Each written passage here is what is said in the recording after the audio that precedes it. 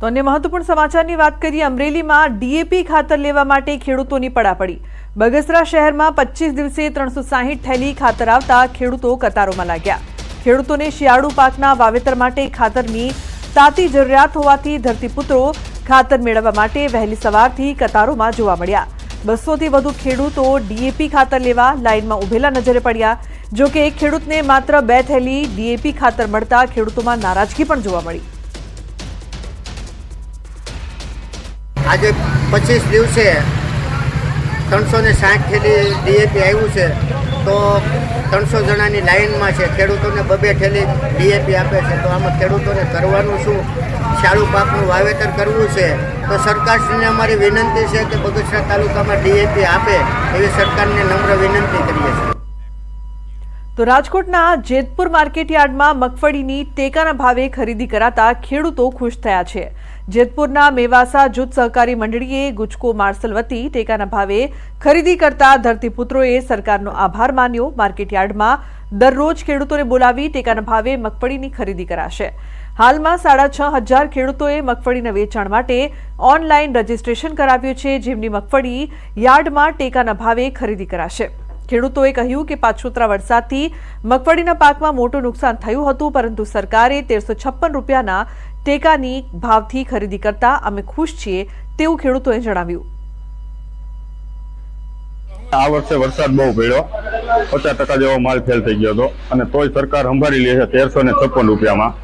યાર્ડમાં જો એ માલ લઈને આવી તો 900 થી 800 રૂપિયાના ભાવ થાય છે, એટલે એના માટે અત્યારે ખેડૂત ખુશ છે અને સાફ સફાઈ કરીને માલ લઈને આવવાનો થાય છે। માર્કેટિંગ યાર્ડમાં મગફળી લઈને આવતા ભાવ બહુ કપાતા, 900 ને 1000 રૂપિયા એમ આવતા 20 કિલોના ભાવ, પણ સરકારશ્રીએ આ જેતપુર માર્કેટિંગ યાર્ડ એપીએમસીમાં ખરીદી ચાલુ કરતા 1356 રૂપિયા ભાવ રાખેલ છે સરકારશ્રીએ, તો ભાવ બહુ સારા કહેવાય અને સરકારશ્રીનો ખેડૂતને ટેકો બહુ સારો કહેવાય। આજરોજ રાજ્ય સરકારના સપોર્ટથી ગુજકો માર્સલ વતી જેતપુર એપીએમસી ખાતે મેવાસા જૂથ સેવા સહકારી મંડળીને કામ સોંપેલ હોય પીએસએસ ટેકાના ભાવે મગફળી 2024 મગફળીના ભાવ 1356 રૂપિયા છે અને દરેક ખેડૂતને 2 હેક્ટર દીઠ 200 મણની ખરીદી કરીએ છીએ। જેતપુરની વાત કરીએ, જેતપુર માર્કેટ યાર્ડની વાત કરીએ, માર્કેટ યાર્ડના અંદરમાં આજે જે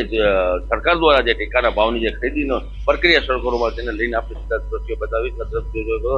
સરકાર દ્વારા 1356 રૂપિયા જે ભાવ આપવામાં તેને લઈને ખેડૂતના અંદરમાં ખુશીનો માહોલ જોવા મળે। તે રીતે ખુલ્લી બજારમાં 800 થી 900 રૂપિયા ભાવ હતા, તેને લઈને હાલ ખેડૂતોને જે ભાવ સારા મળી રહ્યા છે। ટેકાના ભાવની જે ખરીદીની પ્રક્રિયા શરૂ કરવામાં આવી છે।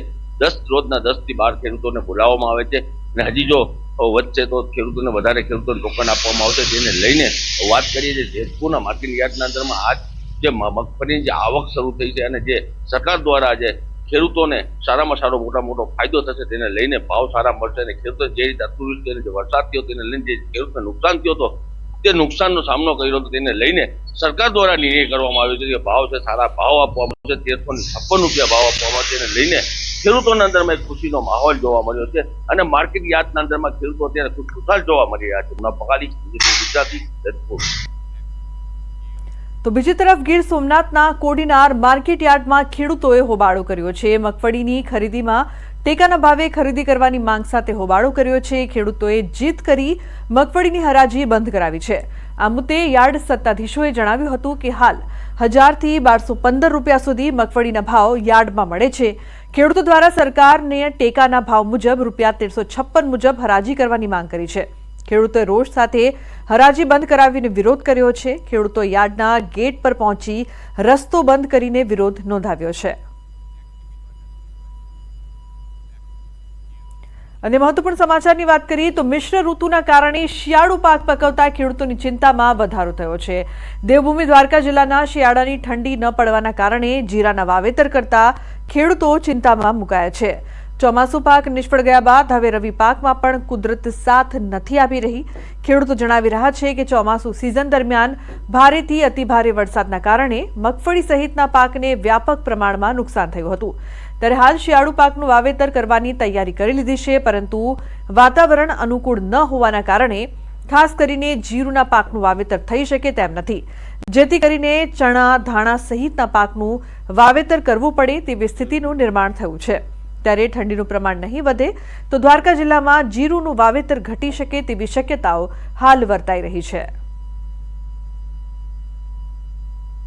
શિયાળાની ઋતુમાં અમારે ચણા, ધાણા એવું બધું વાવવું છે, જીરું વાવવું છે, પણ જીરુમાં અત્યારે એગ્રોવાળા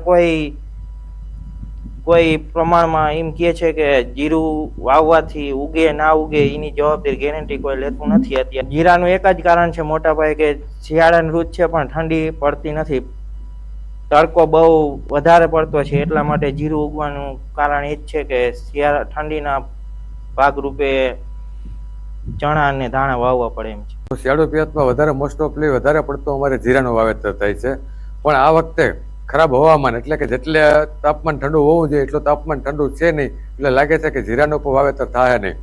એગ્રોવાળા પાસે જાય તો એગ્રોવાળા આપણે એવું જ કહે છે કે ભાઈ હજી વાતાવરણ માફક નથી આવ્યું, જોવાનું વાવેતર કરશો તો ઉગાવો કાયદેસર થાય નહીં। ચોમાસું પાક તો હાવ ફેલ જ ગયો તો, વરસાદ વધારે થઈ ગયો તો બકાલાનો માંડવીનો પાક બગડી ગયો છે। ત્યારે શિયાળુ પાકમાં વાવેતર કરવાની જરૂર છે જીરુની, પણ જીરું તો અત્યારે જે એગ્રોવાળા એમ કહે છે કે ગરમી બહુ પડે છે, વાવેતર કરતા નહીં। તો અત્યારે અમે ધાણા અને ચણાનું વાવેતર કરીએ છીએ, એવી ગણત કરીએ છીએ કે એ કરીએ, બાકી જીરું વાવવાની એમને એગ્રોવાળાની સલાહ લીધી, એ પણ ના પાડે છે। તો સુરતના કાકરાપાર જમણા કાંઠાની મુખ્ય કેનાલમાં ગાબડું પડ્યું છે। માંડવીના હરિયાલ નજીક આવેલી કેનાલમાં અંદરના ભાગે ગાબડું પડતા નજીકના પડતર ખેતરોમાં પાણી ફરી વળ્યા। ગાબડાનું સમારકામ કરવા માટે સિંચાઈ વિભાગ દોડતું થયું છે। હાલમાં ગાબડું રિપેર કરવાની કામગીરી પૂરજોશમાં ચાલી રહી છે। ગાબડાના રિપેરિંગની કામગીરીને લઈને 2 દિવસ કેનાલ બંધ રખાશે, તો બીજી તરફ હાલમાં ખેડૂતોને શેરડીની રોપણી ચાલી રહી છે, જેથી 2-3 દિવસ નહેર બંધ રહેતા ખેડૂતો ચિંતામાં મુકાયા છે।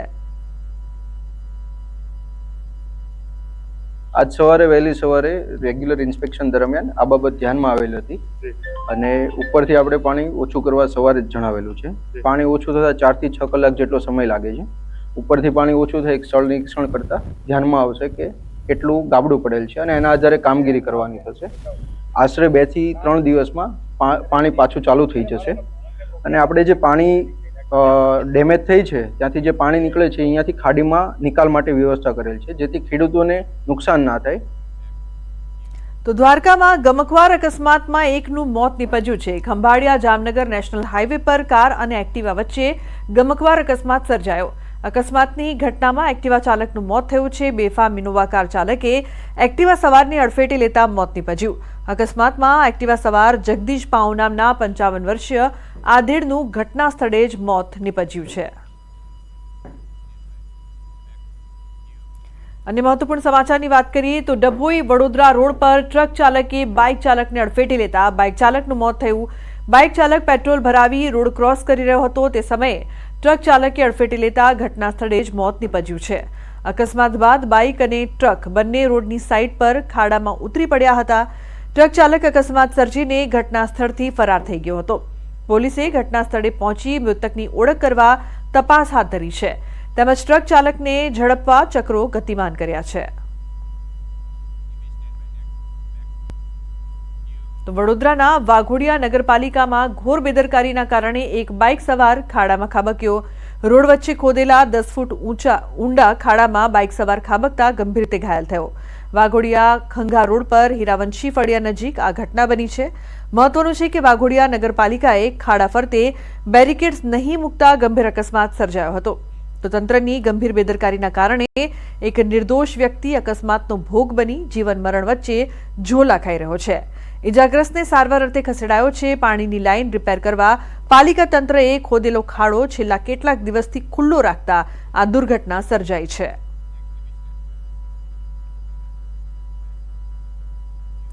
તો મહીસાગર જિલ્લાની દેવાદાર બનેલી સંતરામપુર નગરપાલિકા ફરી એકવાર વિવાદોમાં આવી છે। સંતરામપુર પાલિકામાં સરકારી બાબુઓ દ્વારા વીજળીનો વેડફાટ કરાયો છે। નગરપાલિકાની સીઓની ખાલી ઓફિસમાં કોમ્પ્યુટર, પંખા ચાલુ હાલતમાં જોવા મળ્યા। ઓફિસમાં અધિકારી હાજર ન હોવા છતાં વીજળીનો વેડફાટનો વિડીયો વાયરલ થયો છે। તો બીજી તરફ સંતરામપુર નગરપાલિકાના સીઓની ચેમ્બરમાં એસી પણ જોવા મળ્યું, જ્યારે નિયમ મુજબ તેઓ એસી રાખી શકતા નથી, ત્યારે નગરજનોના ટેક્સના પૈસાથી વપરાતી વીજળીનો દુરુપયોગ કરતા અધિકારીઓ વિરુદ્ધ પગલાં ક્યારે ભરાશે તે એક મોટો સવાલ બન્યો છે. જો તમને પણ જાહેરમાં થૂંકવાની આદત છે તો હવે સુધરી જજો. અમદાવાદવાસીઓ જાહેરમાં ભૂલથી પણ થૂંકતા નહીં. જાહેરમાં થૂક્યું તો થશે હવે દંડ. જાહેરમાં થૂંકવા સામે અમદાવાદ મનપાની લાલ આંખ. પ્રથમ દિવસે નિયમ ભંગ બદલ 22 લોકોને દંડ કરાયો. તો જાહેર રસ્તા પર ગંદકી કરતા 22 લોકોને દંડ કરાયો છે. 22 લોકોને 200 રૂપિયાનો મેમો આપવામાં આવ્યો. 4 રસ્તા પર લાગેલા સીસીટીવીની મદદથી મેમો અપાયો છે. દંડની રકમ 7 દિવસમાં ભરવાની રહેશે.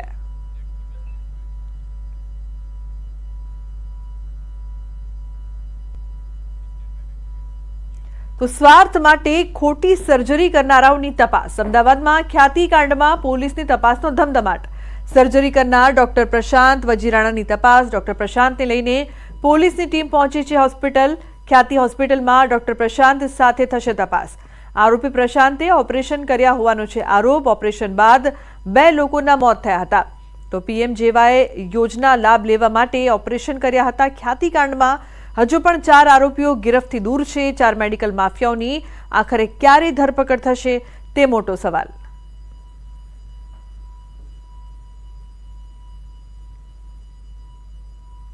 ખ્યાતિ હોસ્પિટલ કાંડ બાદ જે 2 વ્યક્તિઓના મોત થયા ત્યારબાદ જે ડોક્ટર છે, જે આરોપી છે, તેને પોલીસ દ્વારા ખ્યાતિ હોસ્પિટલ લાવવામાં આવી રહ્યા છે. જોઈશું દ્રશ્યોની અંદર કે જે અલગ અલગ જે હોસ્પિટલનો જે ભાગ હતો હાલ 4થા માળે લાવવામાં આવી રહ્યો છે. ડોક્ટરે જે સારવાર કરી હતી, જે ઓપરેશન કર્યા હતા, તેની તપાસ છે હાલ કરવામાં આવી રહી છે. હાલ 7 દિવસ માટે ડોક્ટર પ્રશાંત છે તે રિમાન્ડ ઉપર છે, ત્યારે પોલીસે તેના તપાસ અંતર્ગત જ હાલ અહીં જોવા મળી રહ્યા છે. જોઈ શકાય છે કે કઈ રીતે જે જોવા મળી રહ્યા છે કે ડોક્ટર પ્રશાંત છે તે અહીં પહોંચ્યા છે અને તપાસ છે તે હાલ અહીં કરી રહ્યા છે. ખાસ કરીને જે 2 વ્યક્તિઓના દર્દીઓના જે કે બોરસણા ગામના વ્યક્તિઓના મોત થયા હતા અને મોત બાદ આખો ઘટનાક્રમ બહાર આવ્યો અને પીએમવાય જે યોજના હતી, યોજનાની અંદર ખોટા પૈસા મંજૂર કરવા માટે આખો આ કાંડ છે તે કરવામાં આવી રહ્યો હતો. અને અફસોસ છે આ જે ડૉક્ટર છે તે ખુદ છે તે હાલ જોવા મળી રહ્યા છે. અને ખાસ કરીને જે કહી શકાય કે ઘટનાક્રમ આખો જોવા મળી રહ્યો હતો એ મોતકાંડ બાદ આ તપાસ છે હાલ થઈ રહી છે. પોલીસ છે તે ખ્યાતિ હોસ્પિટલ ખાતે ડૉક્ટરને છે તે અહીં લાવી રહ્યા છે. પ્રશાંત જે છે કે શું આ ઓપરેશન આપ જોઈ શકો છો, આ ડિપાર્ટમેન્ટ છે, આપ દ્રશ્યો બતાવી રહ્યો છું. ખ્યાતિનું જે ડિપાર્ટમેન્ટ ઓફ કાર્ડિયોલોજી ઇમરજન્સી જે છે તેને હાલ અહીં લઈ જવામાં આવી રહ્યા છે. અને દ્રશ્યોમાં પણ જોવા મળી રહ્યા છે કે એ ઓપરેશન ત્યારબાદ આખી ઘટનાક્રમ છે તે બહાર આવ્યો હતો અને દ્રશ્યોમાં જોવા મળી રહ્યું છે કે શું કહેવાનું મારે કહું કે ખ્યાતિ જે છે તે એન્જિયોગ્રાફી કરવામાં આવી હતી, તેના કારણે આ જે ઘટનાક્રમ છે તે હાલ અહીં બન્યો છે. અને દ્રશ્યોમાં પણ જોવા મળી રહ્યું છે કે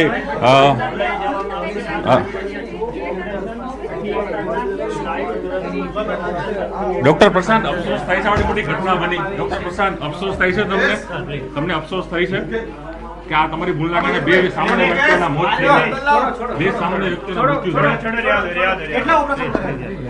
2 લોકોના મૃત્યુ થયા તમારા કારણે. તમે જવાબદારી માનો છો તમારી કે આ તમારી જવાબદારી છે? કેટલા ખોટા દર્દીના ઓપરેશન કરેલા તમે પ્રશાંતભાઈ? રોજ કેટલા ઓપરેશન કરો? તમને જરા પણ મનમાં આમ થાય છે કે અમારે ખોટું થયું છે? પસ્તાવો થાય છે તમને? લોકો ભગવાન માનતા છે ડોક્ટર. આ ડોક્ટર છે કે જે 2 લોકોના મોતનો કારણ સાબિત થાય છે, એ વ્યક્તિ આજે શાંત અહીં ઊભો છે.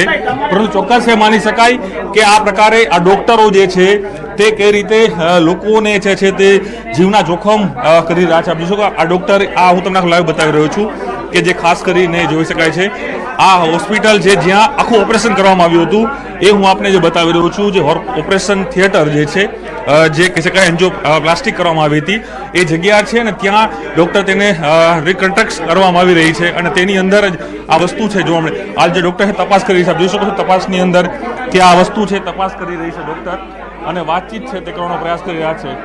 ચોક્કસ માની શકાય કે દ્રશ્યો છે જોવા મળી રહ્યા હતા.